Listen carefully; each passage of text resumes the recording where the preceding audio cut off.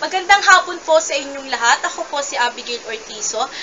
Nandito po tayo ngayon sa Raka Studio upang iulat sa inyo ang balitang pandaigdig. Ngayon, iulat po namin ang nangyayari dyan sa Syria. Rina Pico, kamusta dyan sa Syria? Magandang hapon din sa iyo, Abigail, at sa ating mga manunood. Ngayon po ay tunghayan po natin kung anong nangyayari at kung anong lagay ng mga mamamayan sa Syria.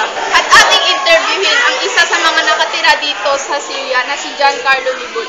Giancarlo, kamusta na ang Syria ngayon? Sa ngayon, hindi pa maganda ang sitwasyon sa Syria dahil madami ang walang-muang na bata ang namamatay dahil sa chemical bombing.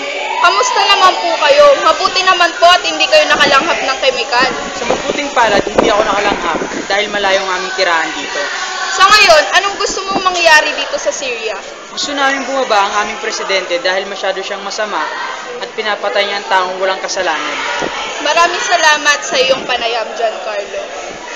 Ako po si Rina Pico, nagbabalita. Back to you, Abigail.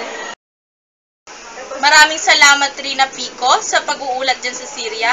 Ayan po ang balitang pandaigdig. Maraming salamat po.